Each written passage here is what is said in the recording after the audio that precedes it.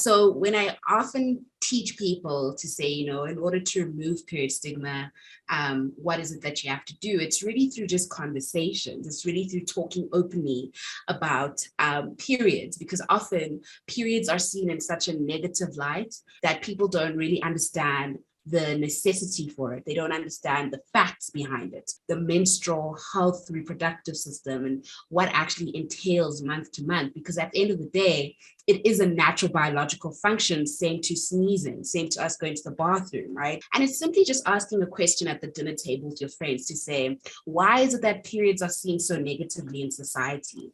And then seeing the different viewpoints that come through and challenging those type of viewpoints, and not see it as a disgusting thing as society has made it for a very, very long time.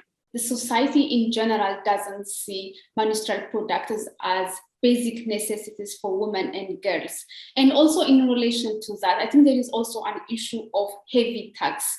For example, in South Africa, the country removed the 15% value added tax on sanitary products. But in countries like Ghana and Ethiopia, there is a lot of advocacy going on to press the government to remove this additional tax, but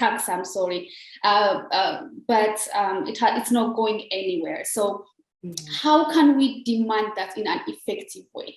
It's such an important question you ask, because what we tend to forget is that half the population, or more than half the population, menstruates. So that means that the other half of the population doesn't require these necessities.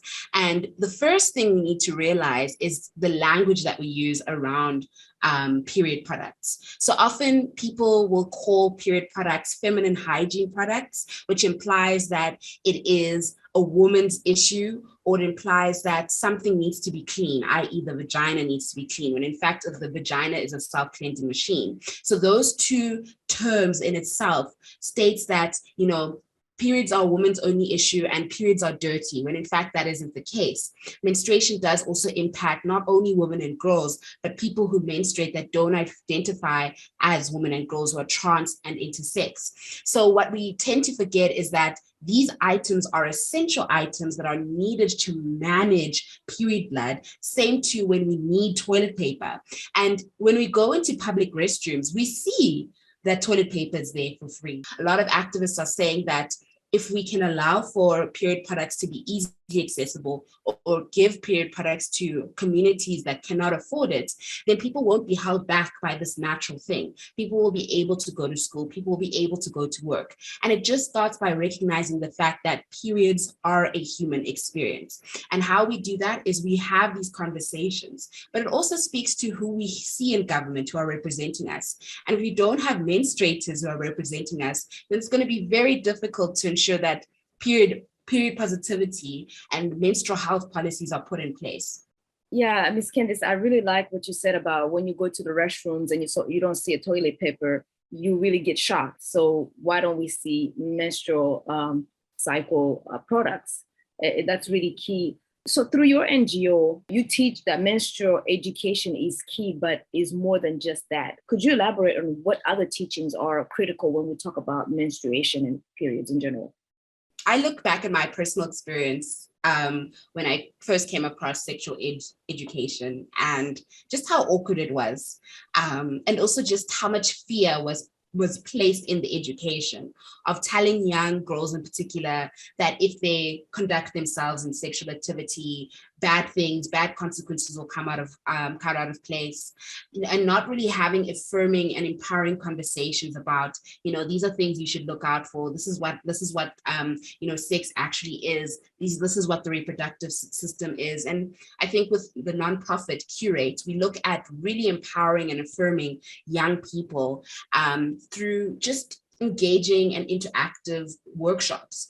So obviously we speak to menstruation because menstruation being such a taboo topic in South Africa and the world means that a lot of young girls will hit their adolescent stage feeling very shy and embarrassed, and this shouldn't be the case. So what we do is we spend an hour with these participants saying, let's have fun, but let's also engage in learning something that is so critical, because menstruation is inevitable. Puberty is inevitable. It's a part of growing up. And so when I started menstruating and I felt like I was going to die, what these workshops would have done for me, and it would have removed 11 years of awkwardness and shame for me in terms of just how I related with my body. And that's what we're doing with Qrate. We are interacting, we're engaging, and we're educating young people on the ground. What role would you say parents in a household would play, and what would you advise them to do to prepare? You know, like you're saying, when you first encountered it, and so many, they just get to the bathroom and they see something red, and sometimes they don't even know what's happening. So what is the role of households and parents? Parents play such an important role in how their children will view themselves for the next 10, 11 years. Because what happens is that if a young girl who starts a period at the age of 8, because research shows that young girls can start at early ages of 8, and then has a period that is very negative towards periods, that is a long time for a young girl to feel ashamed and terrified over their own body until they probably come across the information when they are much older, maybe in their young adult years from 20 onwards. So that's a long time, right? And I think what parents need to realize is that they need to remove their own form of negative bias towards periods, in particular period products. I recall coming across a story where a mother forbade her teenage daughter from using a tampon until she turned 18 because the mother believed that a tampon would break her virginity or break her hymen.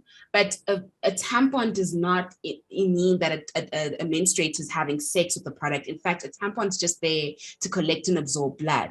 So, policing young menstruators' bodies in what they can not use is a way to drive further stigma and further shame. You're excluding them from giving them the opportunity to choose which period products they wanted to use, because that teenage daughter expressed to her community to say, I enjoy swimming, but how can I swim with my period pad? How can I swim with my menstrual pad? I can't.